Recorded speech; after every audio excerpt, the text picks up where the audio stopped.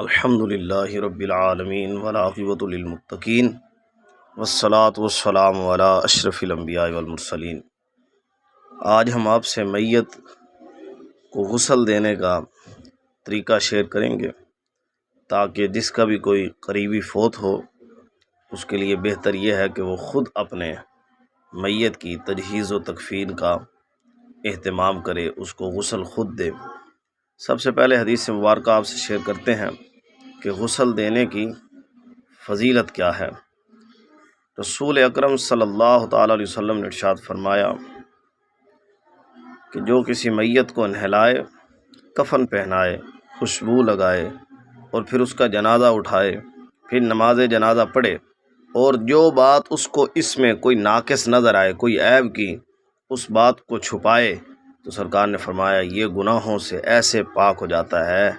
جیسے پیدائش کے دن گناہوں سے پاک تھا، جیسے پاک پیدا ہوا تھا۔ تو یہ افعال کرنے سے وہ گناہوں سے پاک ہو جاتا ہے۔ اب آتے ہیں غسل کے طریقے کی طرف۔ سب سے پہلے جس تختے پر آپ نے، جس پھٹے پر غسل دینا ہے، اس کو 3 بار یا 5 بار یا 7 بار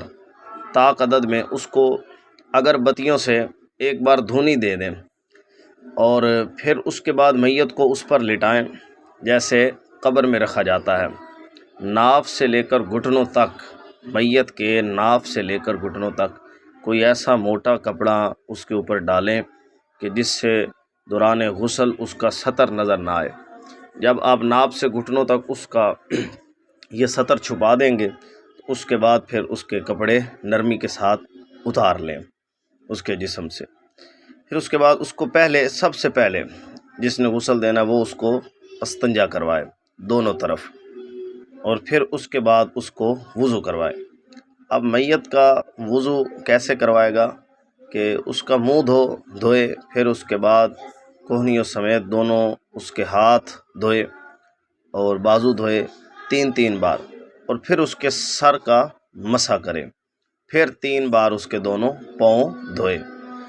اب اس میں یہ ہے کہ جو کلی کرنا ہے، ناک میں پانی ڈالنا ہے، گھٹوں تک ہاتھ دھونا ہے، تو یہ میت کے وضو میں نہیں آتا۔ البتہ اگر کوئی ایسے کر لے تو اس کے لیے کوئی حرج نہیں ہے کہ وہ روئی گیلی کر کے اس کے دانتوں پر پھیر دے یا اس کے ناک میں پھیر دے، تو یہ اس کے لیے جائز ہے۔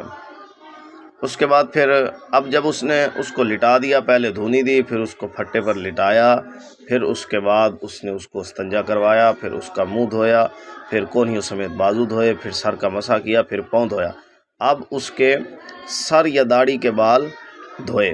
سر کے دھولے یا داڑھی کے دھولے، صابن وغیرہ استعمال کرے۔ پھر اس کو الٹی کروٹ پر لٹا کر بائیں جانب جو بیری کے پتے تھے ان کے ساتھ اس کے جسم پر پانی ڈالے، اور پھر اس کے بعد اس کو سیدھی کروٹ پر لٹا کر دائیں جانب، پھر اس کے بعد اس طرف اس کے پانی ڈالیں، جو بیری کے جو پتے ہیں جوش دیا ہوا پانی اس کے ساتھ جو نیم گرم ہوں، اور پھر اس کے بعد کسی صاف کپڑے کے ساتھ اس کا جسم صاف کر کے اس کو کفن پہنا دے۔ یہ طریقہ بالکل آسان سا میت کو غسل دینے کا، اور ہر مسلمان کا، اور غسل چونکہ فرض کفایہ ہے تو اگر کسی نے بھی نہ دیا تو سب گناہ گار ہوں گے، اور یہ سب سے بہتر ہے کہ اہل خانہ ہی اپنے میت کو غسل دیں تاکہ اگر اس میں کوئی عیب وغیرہ ہو تو وہ چھپ جائے، کسی پر ظاہر نہ ہو۔